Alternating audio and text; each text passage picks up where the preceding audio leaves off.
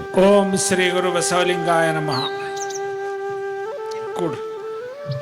ಲೋಕಪೂಜ್ಯ ವಿಶ್ವಗುರು ಬಸವಣ್ಣನವರನ್ನ, ವೀರ ವಿರಾಗಿಣಿ ಅಕ್ಕ ಮಹಾದೇವಿ ತಾಯಿಯವರನ್ನ, ಯುಗ ಪುರುಷ ಹಾನಗಲ್ಲ ಗುರುಕುಮಾರ ಶಿವಯೋಗಿಗಳನ್ನ ಹೃದಯ ಮಂದಿರದಲ್ಲಿ ಸ್ಮರಿಸಿಕೊಂಡು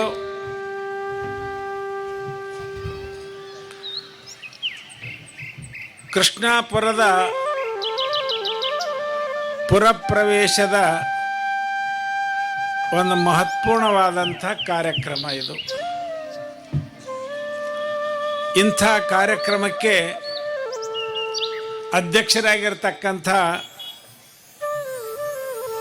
ನಮ್ಮವರೇ ಆಗಿರ್ತಕ್ಕಂಥ JS ಪಾಟೀಲ್ರೇ, ಅವರ ತಮ್ಮಂದಿರಾಗಿರ್ತಕ್ಕಂಥ S ಪಾಟೀಲ್ರೇ, ವೇದಿಕೆ ಮೇಲೆ ಆಸೀನರಾಗಿರ್ತಕ್ಕಂಥ ಎಲ್ಲ ಪೂಜ್ಯರೇ, ಯಾಕಂದ್ರೆ ಸಮಯ ಬಹಳ ಆಗ್ಯದ, ಯಾರ ಹೆಸರು ಹೇಳಂಗಿಲ್ಲ. ನಮಗೆ ಸಮಯ ಬಹಳ ಆಗಿದ್ದು ನಮಗೂ ಜ್ಞಾಪಕ ಇದೆ. ಅದಕ್ಕೆ ಅವರೆಲ್ಲರಿಗೂ ಶರಣೆಂದು ರೋಣ, ಜೊತೆಗೆ ಕೃಷ್ಣಾಪುರ, ಇನ್ನೂ ಸುತ್ತಲಿರತಕ್ಕಂಥ ಹಲವು ಗ್ರಾಮಗಳಿಂದ ಆಗಮಿಸಿರುವ ಎಲ್ಲ ಸದ್ಭಕ್ತರೇ ಹಾಗೂ ತಾಯಂದಿರೇ, ಯುವಕರೇ, ಬಹುಶಃ ಈ ಊರೊಳಗೆ ಹೃದಯ ಸ್ಪರ್ಶಿಯಾದಂಥ ಇದು ಮೊದಲನೆಯ ಕಾರ್ಯಕ್ರಮ ಅಂತ ನನಗನ್ನಿಸ್ತಕ್ಕಂಥದ್ದಾಗಿದೆ ಅಂತ. ಪಾಟೀಲ್ರು ಒಂದು ಬಹಳ ಗಂಭೀರ ಮಾತನ್ನಾಡಿದರು. ಬೇರೆ ಸಭೆಗಳು ಬೇಕಾದಷ್ಟು ಇರ್ತಾ ಇದ್ದಾವೆ, ಎಲ್ಲ ಸಭೆ ಇರಂಗಿಲ್ಲ.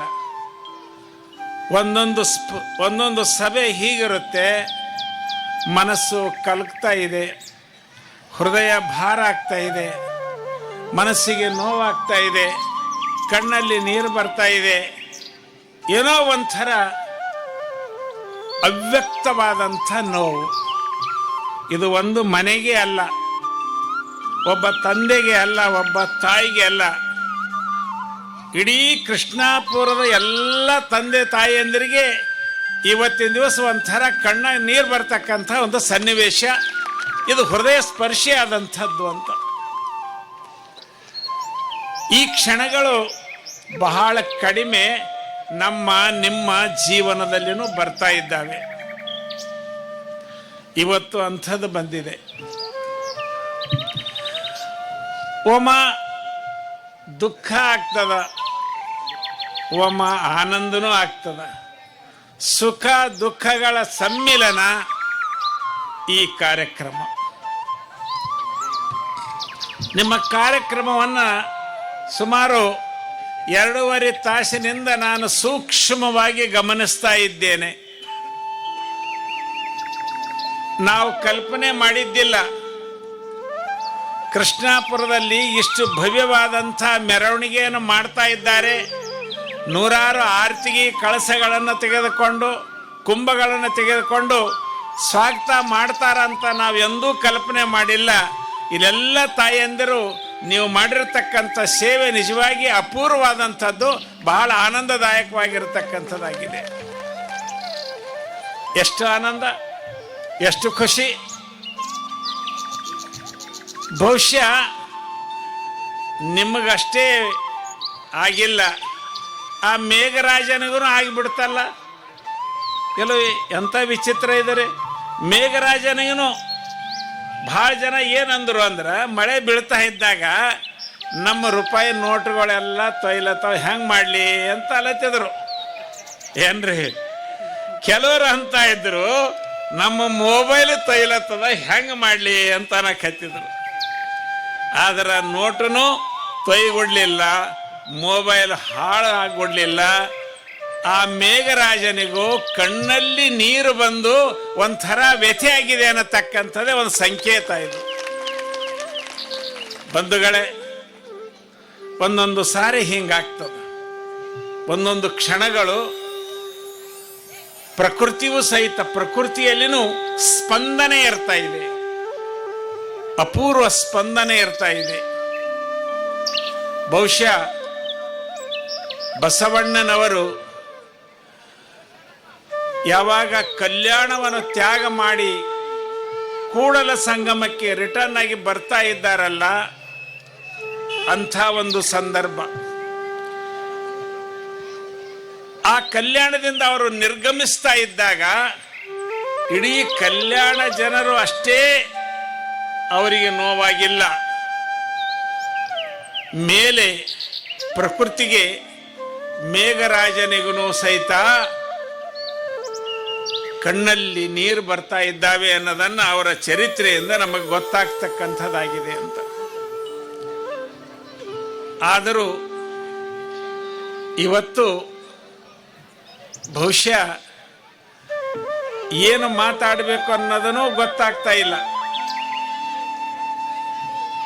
ಬಹಳ ಸೂಕ್ಷ್ಮವಾಗಿ ನೀವೆಲ್ಲರೂ ಗಮನಿಸಿರಿ. ಪ್ರಸಾದ ರೆಡಿಯಾದ ಚಿಂತೆ ಮಾಡಬೇಡ್ರಿ, ಹಸುವಾಗ್ಯವಂತ ತಿಳಿದಿರಿಗೇನ. ಮಧ್ಯರಾತ್ರಿಯಲ್ಲಿ ಎದ್ದು ಹೋದವನು ಗೌತಮ್ ಬುದ್ಧನಾಗೋದಿಲ್ಲ. ಗಮನಿಸ್ತಾ ಇರಿ, ಮಧ್ಯರಾತ್ರಿಯಲ್ಲಿ ಎದ್ದು ಹೋದವನು ಗೌತಮ್ ಬುದ್ಧನಾಗೋದಿಲ್ಲ. ಮಾವಿನ ಗಿಡಕ್ಕೆ ಹತ್ತಿರತಕ್ಕಂಥ ಎಲ್ಲ ಹೂಗಳು ಕಾಯಿ ಆಗೋದಿಲ್ಲ. ಸತ್ಯಾಗ್ರಹ ಮಾಡಿದವರೆಲ್ಲರೂ ಮಹಾತ್ಮ ಗಾಂಧಿ ಆಗೋದಿಲ್ಲ. ಅರ್ಧಂಬರ್ಧ ಬಟ್ಟೆ ಹುಟ್ಟವರೆಲ್ಲರೂ ಅಕ್ಕ ಮಹಾದೇವಿ ಆಗಲಿಕ್ಕೆ ಸಾಧ್ಯ ಇಲ್ಲ. ಸರ್ವಸಂಗ ಪರಿತ್ಯಾಗ ಮಾಡಿ ತಮ್ಮ ಮಠ ತಮ್ಮ ಮನೆಯನ್ನು ತ್ಯಾಗ ಮಾಡಿ ನಟ್ಟ ಅಡವಿಯಲ್ಲಿ ಶಿವಯೋಗ ಮಂದಿರ ಕಟ್ಟಿರ್ತಕ್ಕಂಥ ಹಾನಗಲ್ಲ ಕುಮಾರಸ್ವಾಮಿಗಳು ಎಲ್ಲರೂ ಆಗಲಿಕ್ಕೆ ಸಾಧ್ಯನೇ ಇಲ್ಲ ಅನ್ನೋದು ತಿಳ್ಕೊಳ್ಬೇಕಾಗಿದೆ. ವಿದೇಶಕ್ಕೆ ಹೋಗಿ ಬಂದವರೆಲ್ಲರೂ ಸ್ವಾಮಿ ವಿವೇಕಾನಂದರಾಗೋದಿಲ್ಲ ಬಂಧುಗಳೇ. ಹಾಗೆ ಕೃಷ್ಣಾಪುರದಾಗ ಹುಟ್ಟಿದವರೆಲ್ಲರೂ ಗುರುಬಸವ ಸ್ವಾಮಿಗಳಾಗಲಿಕ್ಕೆ ಸಾಧ್ಯನೇ ಇಲ್ಲ ಅನ್ನೋದು ತಿಳ್ಕೊಳ್ಬೇಕು.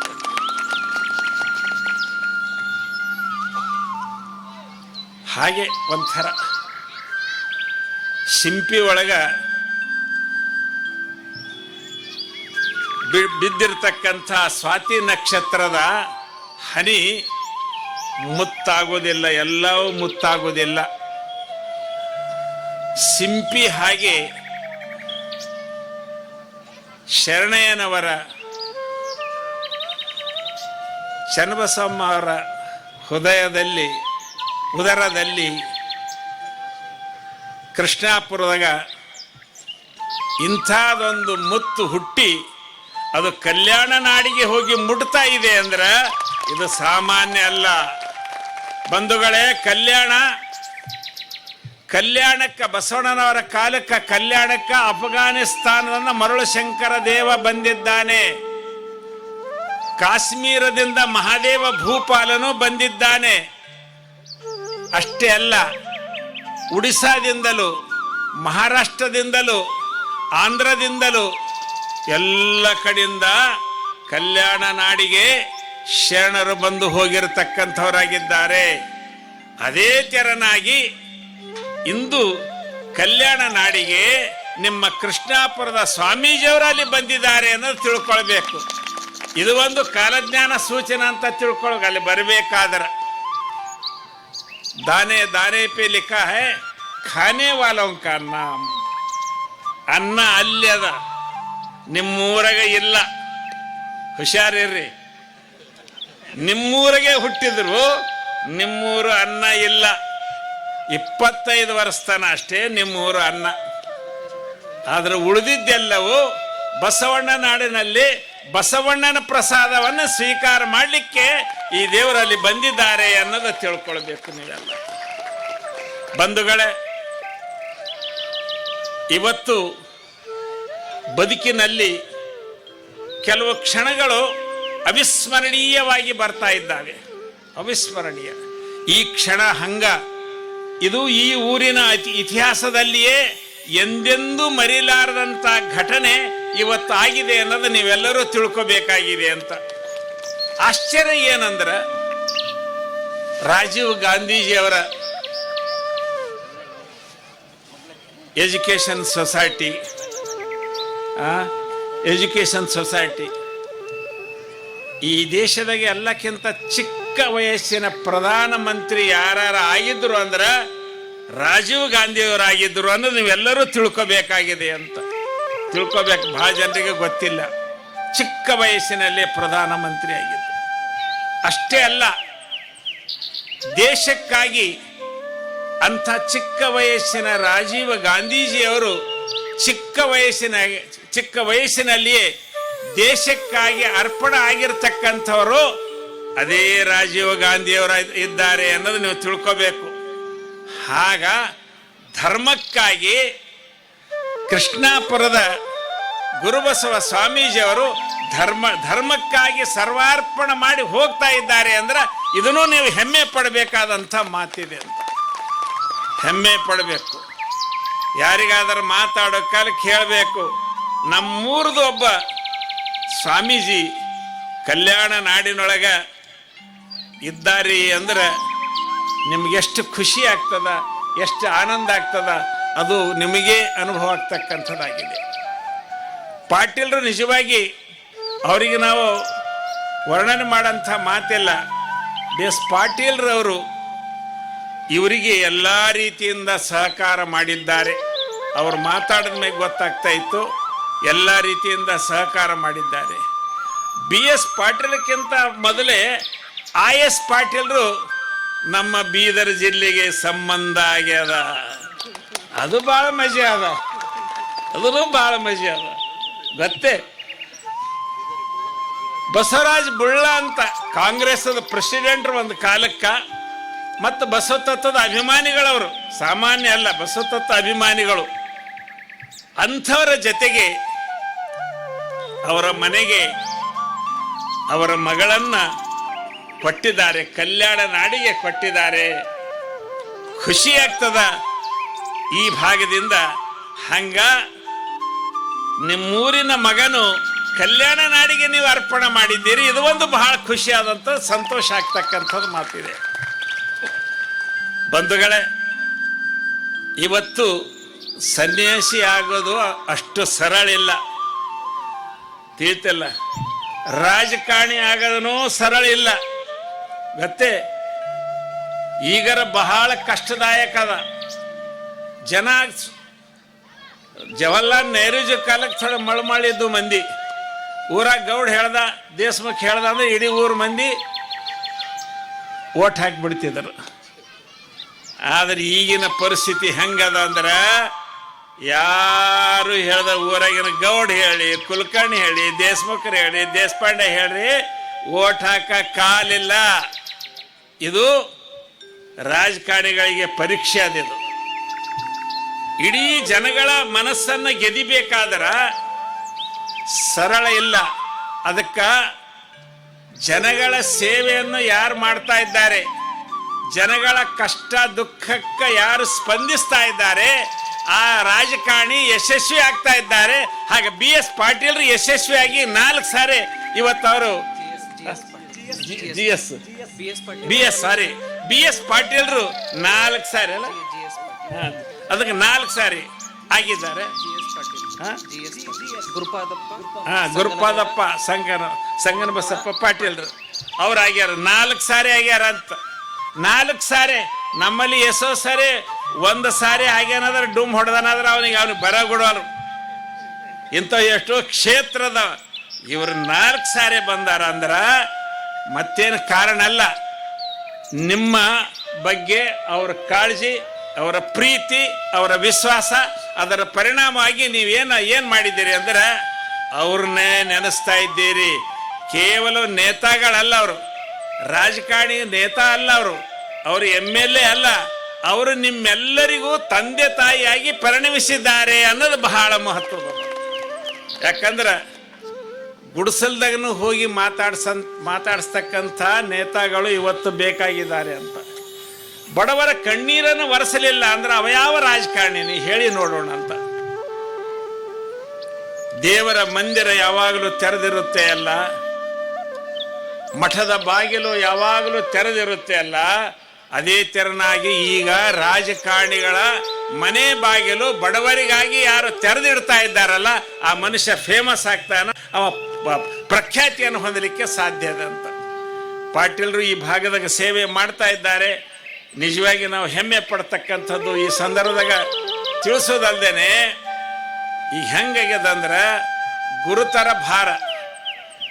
ಗುರುಬಸವ ಸ್ವಾಮೀಜಿ ಹೆಗಲ ಮೇಲೆ ಗುರುತರವಾದಂಥ ಭಾರ ಇದೆ. ಪಾಟೀಲರು ಬಹಳ ಗಂಭೀರ ಮಾತಾಡಿದರು. ಕಾವಿ ಬಟ್ಟೆ ಹಾಕೊಳ್ಳೋದಷ್ಟು ಸರಳ ಅಲ್ಲ, ಬಹಳ ದೊಡ್ಡ ಜಿಮ್ಮೆದಾರಿ ಅದ, ಜವಾಬ್ದಾರಿ ಅದ. ರಾಜಕೀಯ ನೇತಾ ಇವತ್ತು ಜನರ ಮಧ್ಯದಾಗಿದ್ದು ಕೆಲವೇ ದಿವಸ ಇರ್ತಾರೆ. ಯಾರು 5 ವರ್ಷ ಇರ್ಬೋದು, 10 ವರ್ಷ, 20 ವರ್ಷ ಇರ್ಬೋದು. ಆಮೇಲೆ ಅವರು ನೇಪಥ್ಯಕ್ಕೆ ಸರಿದು ಹೋಗ್ಬಿಡ್ತಾರ, ಜನ ಮರ್ತು ಹೋಗ್ಬಿಡ್ತಾರ.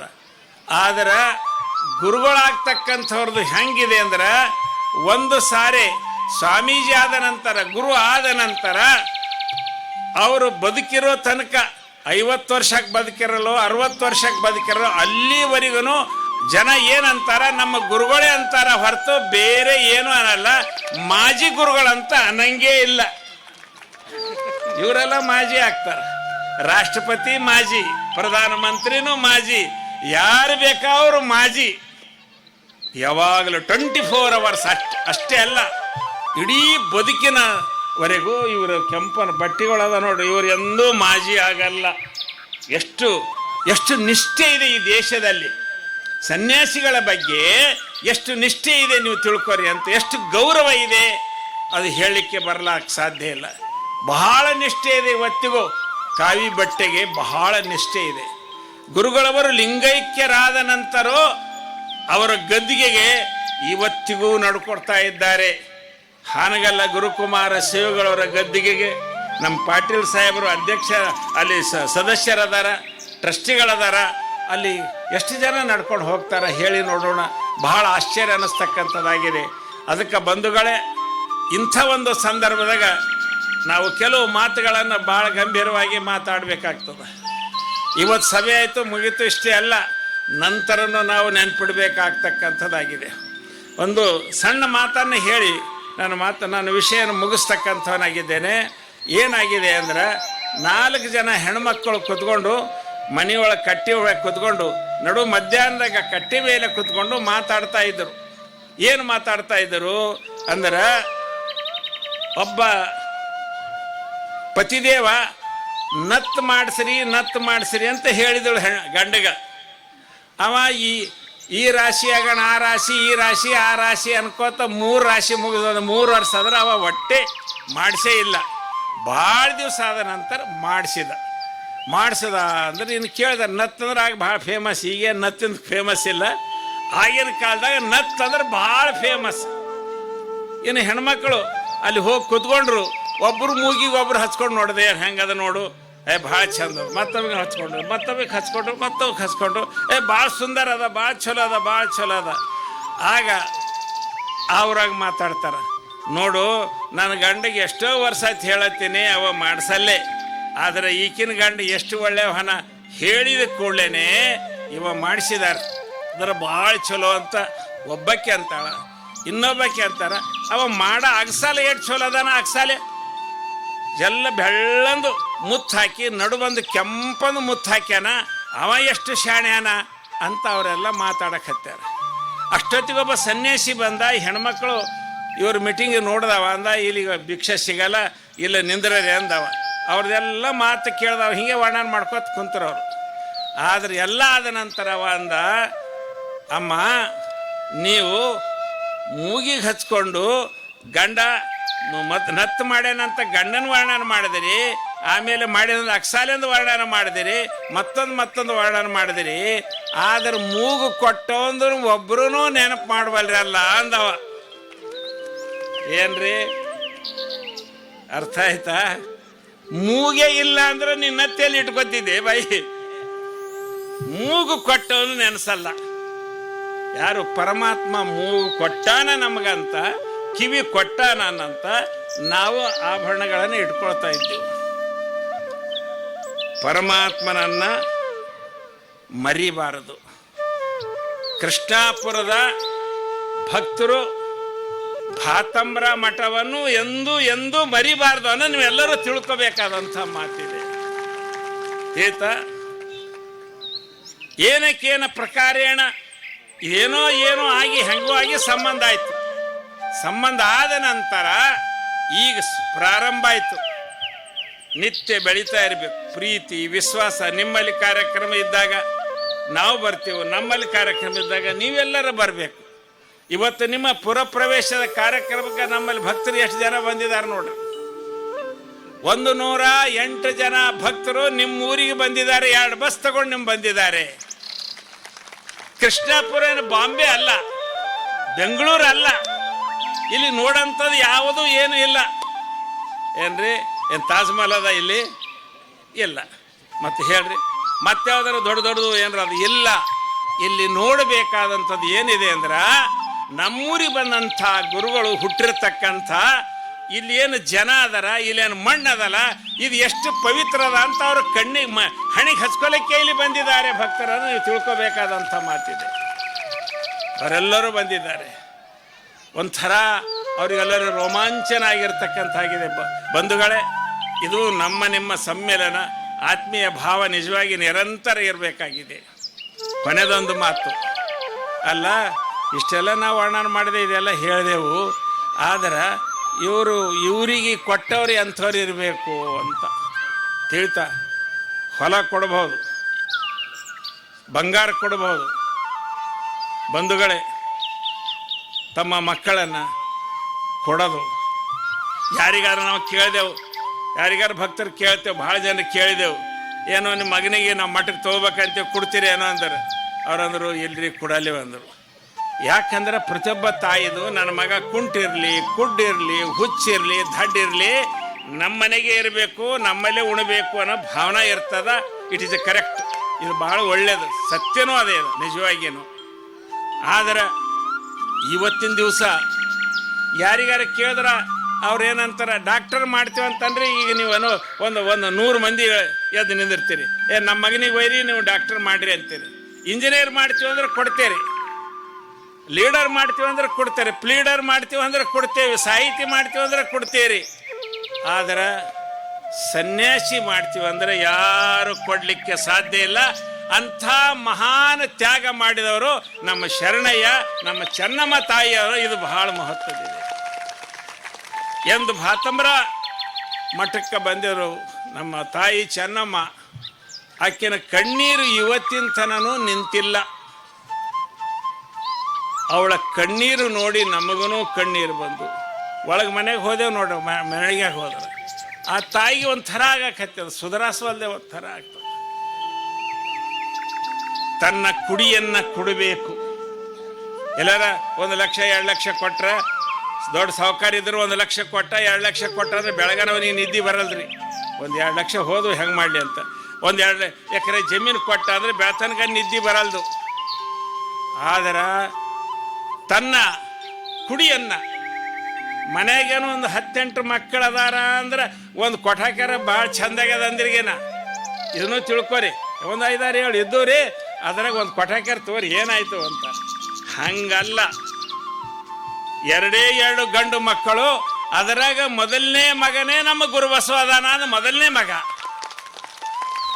ಬಡತನ ಅದ ಅವ್ರ ಮನೆಯೊಳಗೆ, ಅವ್ರ ಮನೆಗೆ ಬಡತನ ಅದ, ಜೋಳಿಗೆ ಅದ, ದಂಡಕೋಲ್ ಅದ. ಏನೋ ನಮ್ಮ ಪಾಟೀಲರು ಉತ್ಸಾಹದಿಂದ ಅವರಿಗೆಲ್ಲ ಸಹಕಾರ ಮಾಡ್ತಾರೆ, ಗುರುಗಳಂತ ತಿಳಿತಾರೆ, ಅಷ್ಟು ಅವ್ರು ಪ್ರೀತಿ ಮಾಡ್ತಾರೆ. ನಿಜವಾಗಿ ನೋಡಿದ್ರೆ ಸ್ವಲ್ಪ ಹೊಲ ಅದ, 3 ಅಣ್ತಂಬ್ರು ನೋಡಿ. ಆಗಲೇ ನಾವು ಅವ್ರಿಗೆ ಸತ್ಕಾರ ಮಾಡಿದೆವು. ಎಲ್ಲರಿಗೂ ಸ್ವಲ್ಪ 2-3-4 ಎಕರೆ ಜಮೀನು, ಅವ್ರಿಗೆ ಏನು ಇಲ್ಲ, ಏನೇನು ಇಲ್ಲ ಅಂದರೂ ಪರವಾಗಿಲ್ಲ.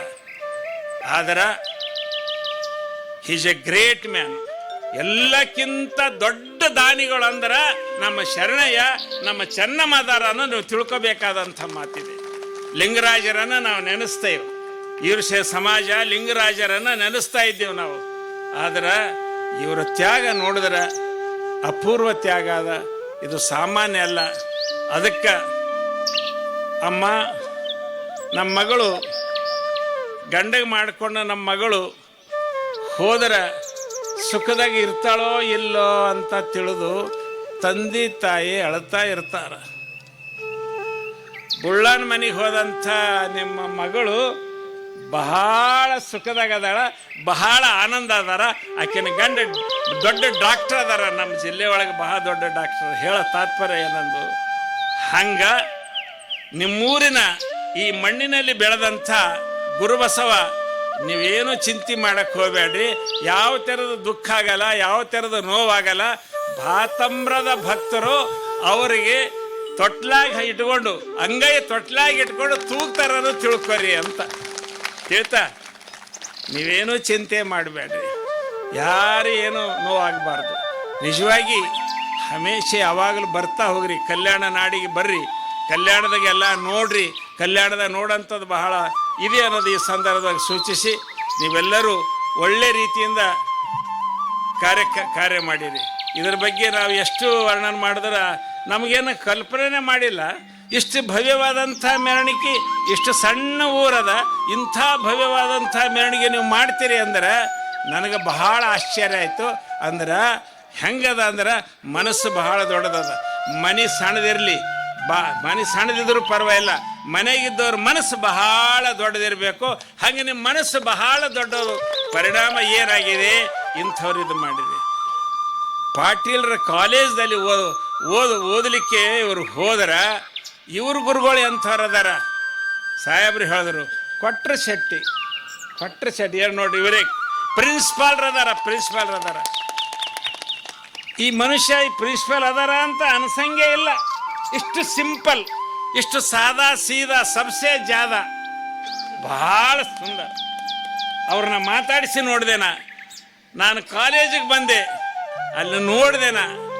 ಆಮೇಲೆ ನಾನು 2 ವರ್ಷ ಹಿಡಿದು ಮರಿ ಹುಡುಕಕ್ಕೆ ಹತ್ತೀನಿ. ಯಾರು ಇದನ್ನು ಮಠಕ್ಕೆ ಎಂಥವ್ರಿಗೆ ಒಯ್ಬೇಕು.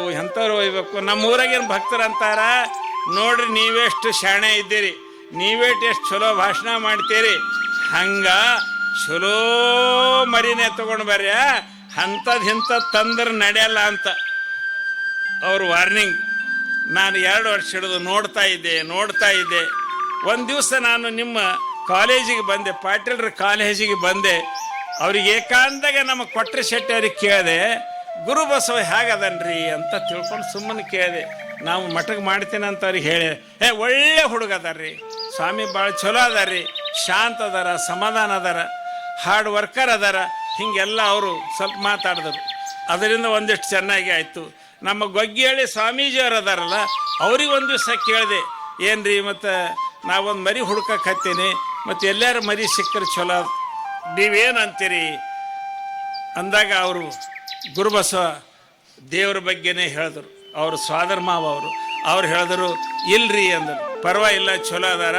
ಅವರು ಮೌನ ಸ್ವಾಮಿಗಳ ಹತ್ತಿರ, ಜಡೆ ಸ್ವಾಮಿಗಳ ಹತ್ತಿರ ಇದ್ದವ್ರು ಅದಾರ ಅಂದ್ರೆ ಎಲ್ಲ ರೀತಿಯಿಂದ ಚಲೋ ಅದಾರ. ಹಿಂಗೆ ನಾನು ಅಲ್ಲಿ ವಿಚಾರ ಮಾಡಿ ಕೊನೆಗೆ ಇವರನ್ನು ಕರ್ಕೊಂಡು ಹೋಗಿ ಭವ್ಯವಾದಂಥ ಕಾರ್ಯಕ್ರಮ ಆಯಿತು. ನಿಮ್ಮೆಲ್ಲ ಇಡೀ ಊರು ಜನ ನೋಡಿದ್ದೀರಿ. ಅದು ನೀವೆಷ್ಟು ಜನ ಬಂದಿರಿ ಅಷ್ಟು ನಮ್ಮೂರವರು ಬಂದಿಲ್ಲ, ನಾವು ಥೊಡೆನೇ ಬಂದಿದ್ದೇವೆ ಅಂತ ಹೇಳಲಿಕ್ಕೆ ಕಾರಣ ಏನಂದ್ರೆ ನಿಮಗೆ ಹಿಗ್ಗು ಭಾಳ ಖುಷಿಲಿಂದ ಅಲ್ಲಿ ಬಂದಿರಿ. ಹೆಂಗೆ ನಮ್ಮ ಊರು ಮರಿದೇವರು ಎಷ್ಟು ದೊಡ್ಡದು ಪಟ್ಟಾಭಿಷೇಕ ಮಾಡ್ತಾರಂತ ನೀವೆಲ್ಲರೂ ಖುಷಿಯಿಂದ ಬಂದಿದ್ದೀರಿ. ನಿಜವಾಗಿ ಜನ ಎಷ್ಟು ಬಂದಾರ ಎಷ್ಟು ಹೋದಾರ ಅನ್ನೋದು ಮಹತ್ವ ಇಲ್ಲ, ಆದರೆ ಎಂಥವ್ರು ಬಂದಾರ, ಯಾವ ರೀತಿಯಾಗಿ ಬಂದಾರ ಅನ್ನೋದು ಬಹಳ ಮಹತ್ವ. ಅವ್ರು ನಮ್ಮ IS ಪಾಟೀಲ್ ಅಲ್ಲ, ಅವ್ರು ನಮ್ಮಲ್ಲಿ ಬಂದಾರಲ್ಲ, ಪಾಟೀಲ್ರು ಬಂದಿರು ಸಾಹೇಬರು. ಭಾಳ ಚಂದ ಮಾತಾಡಿದ್ರು, ಭಾಳ ಚಲೋ ಮಾತಾಡಿದ್ರು. ಎಲ್ಲ ಮನುಷ್ಯನ ಮೇಲೆ ಪರಿಣಾಮ ಆಗಂಗೆ ಅವರು ಮಾತಾಡಿರ್ತಕ್ಕಂಥವ್ರಾಗಿದ್ದಾರೆ. ಈಗಾರ ಹಿರೇಗೌಡ್ರಿಗಾರ ನೋಡಿದೆವು, ಅವರು ಚೆನ್ನಾಗಿ ಮಾತಾಡಿದ್ದಾರೆ. ಬಂಧುಗಳೇ, ಈ ಒಂದು ಭಾವ ಸುಂದರವಾದಂಥದ್ದು. ಅದು ಸೋಮವಾರ ಹಾಂ ಎಲ್ಲ ಇವತ್ತು ಪಟ್ಟಾಭಿಷೇಕ ಆಗ್ಯದ ರವಿವಾರ. ನೋಡ್ರಿ, ನೀವು ಕೂಡಿ ಇವತ್ತು ಸೋಮವಾರ ಅಂದ್ರೆ ಎಲ್ಲಕ್ಕಿಂತ ಗ್ರೇಟ್ ದಿನ, ಭಾಳ ಒಳ್ಳೆ ಜನ. ನಿಮ್ಮ ಊರಾಗ ನಾವು ಬಂದು ನಿಮ್ದೆಲ್ಲ ನೋಡಿದೆವು, ನಮಗೆಲ್ಲ ಸಂತೋಷ ಆಗ್ಯದ.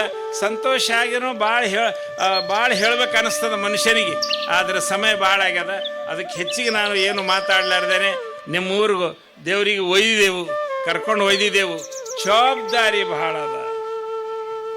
MLA ಆಗೋದು ಸರಳ ಅಲ್ಲ, ಮಂತ್ರಿ ಆಗೋದು ಸರಳದ, ಆದರೆ ಜವಾಬ್ದಾರಿ ನಿಭಾಯಿಸ್ಕೊಂಡು ಹೋಗೋದು ಬಹಳ ಗಂಭೀರ ಅದ. ಇದು ತಿಳ್ಕೊಬೇಕು. ಸೊಸಿ ಆಗೋದು ತಡ ಇಲ್ಲ. 3 ಗಂಟೆದಾಗ ಅಕ್ಷತೆ ಆಗ್ತಾ ಸೊಸಿ ಆದಳಾಕಿ, ಯಾರೋ ಮಗಳು ಸೊಸಿ ಆದಳು. ಆದರೆ ಆ ಮನೆಗೆ ಬಂದು ಮನೆದು ಎಲ್ಲವನ್ನು ಸಂಭಾಳಿಸ್ಕೋಬೇಕು. ಅತ್ತಿಗೆ, ಮಾವಗ, ಗಂಡಗ ಆ ಮನೆ ಮರ್ಯಾದೆಯನ್ನು ಉಳಿಸ್ಕೊಳ್ತಕ್ಕಂಥ ದೊಡ್ಡ ಜವಾಬ್ದಾರಿ ಆ ಹೆಣ್ಮಗಳ ಮೇಲೆ ಬರ್ತಕ್ಕಂಥದ್ದಾಗಿದೆ. ಹಾಗೆ ಗುರುಬಸವ ದೇವರಿಗೆ ಪಟ್ಟಾಭಿಷೇಕ ಆಯಿತು. ಅದಾದ ನಂತರ ಬಹಳ ದೊಡ್ಡ ಜವಾಬ್ದಾರಿ. 50 ವರ್ಷದ ತನಕ ನಾನು ಆ ಮಠವನ್ನು ಬೆಳೆಸಿ ಇಡೀ ಕರ್ನಾಟಕದಾಗ ಭಾತಂಬ್ರ ಮಠ ಅಂದ್ರೆ ಗ್ರೇಟ್ ಮಠ ಅದ, ಬಹಳ ದೊಡ್ಡ ಮಠ ಅದ, ಮತ್ತು ಪಂಡಿತ್ ಸ್ವಾಮಿಗಳದಾರ ಅನ್ನೋದು ಎಲ್ಲ ಕಡೆ ಪ್ರಚಾರ ಆಗಿದೆ. ನಾನು ಮಹಾರಾಷ್ಟ್ರ, ಆಂಧ್ರ, ಕರ್ನಾಟಕ ಇವೆಲ್ಲ ಸ್ಟೇಟ್ದಾಗ ಅಡ್ಡಾಡಿದ್ದೇನೆ. 1100 ಹಳ್ಳಿ ಅಡ್ಡಾಡಿದ್ದೇನೆ. ನಾ ಎಲ್ಲ ಕಡೆ ಅಡ್ಡಾಡಿದ ಪರಿಣಾಮವಾಗಿ ಎಲ್ಲ ಕಡೆ ಪ್ರಖ್ಯಾತಿ ಇದೆ. ಈಗ ನಮ್ಮ ಜಾಗದಾಗ ಅವ್ರು ಬಂದರು. ಈಗ ಶುರು ಆಯ್ತು ನೋಡ್ರಿ. ಈಗ ಹೆಂಗಾಯ್ತದ ಅದು ಬಹಳ ಅದ. ಎಷ್ಟು ಸರಳ ಇಲ್ಲ ನೋಡ್ರಿ. ಮಂತ್ರಿ ಆಗೋದು ಭಾಳ ಸರಳ ಇಲ್ಲ. ಅದು ಮುಳ್ಳಿನ ಹಾಸಿಗೆ ಇರ್ತದೆ. ಮುಖ್ಯಮಂತ್ರಿ ಆಗಲಿ, ಪ್ರಧಾನಮಂತ್ರಿ ಆಗಲಿ, ಅಥವಾ ಒಬ್ಬ ಮಂತ್ರಿನೇ ಆಗಲಿ, ಬಹಳ ಜಿಮ್ಮೆದಾರಿ ಇರ್ತದೆ, ಬಹಳ ಜಿಮ್ಮೆದಾರಿ ಇರ್ತದೆ. ಹಂಗೆ ಅವ್ರ ಜಿಮ್ಮೆದಾರಿ ನಮ್ಮ ಊರಾಗೂ ಅವ್ರು ಕೊಟ್ಟಿದ್ದೆವು. ನಿಮ್ಮ ಊರಾಗೂ ಇವತ್ತೇ ಅವ್ರಿಗೆ ಜಿಮ್ಮೆದಾರಿ ಕೊಡ್ತಾ ಇದ್ದೇವೆ. ಪಾಟೀಲ್ರೇ ಸಾಕ್ಷಿ ಅದಾರ, ಮತ್ತೆ ಯಾರಿಲ್ಲ, ಇಬ್ಬರು ಅಣ್ಣದವರು. ತಿಳಿತಿಲ್ಲ. ಏನಾದ್ರೂ ನಿಮ್ಮ ಗುರುಗಳಿಗೆ ನೀವೆಲ್ಲರೂ ಕಾಪಾಡಬೇಕು ಅನ್ನೋದು ಈ ಸಂದರ್ಭ ಸೂಚಿಸಿ, ಬಂಧುಗಳೇ, ಆನಂದ ಆಗ್ಯದ, ಭಾಳ ಖುಷಿ ಆಗ್ಯದ. ನಿಮ್ಮೆಲ್ಲರ ಕಂಡು ನಿಮ್ಮ ಸ್ವಾಗತ ನೋಡಿ ಭಾಳ ಸಂತೋಷ ಆಗ್ಯದ. ನಿರಂತರವಾಗಿ ಇಂಥ ಕಾರ್ಯಕ್ರಮ ಮಾಡ್ತಾಯಿರಿ. ಅಂಥ ಶಕ್ತಿಯನ್ನು ಅಪ್ಪ ಬಸವಣ್ಣ ನಿಮ್ಮೆಲ್ಲರ ಕೊಟ್ಟು ಕಾಪಾಡಲಿ ಅಂತ ಶುಭ ಹಾರೈಸಿ ಇಷ್ಟಕ್ಕೆ ನಮ್ಮ 4 ಮಾತನ್ನು ಮುಗಿಸ್ಬಿಡ್ತಕ್ಕಂಥವರಾಗಿದ್ದೇವೆ. ಓಂ ಶ್ರೀ ಗುರು ಬಸವಲಿಂಗಾಯ ನಮಃ.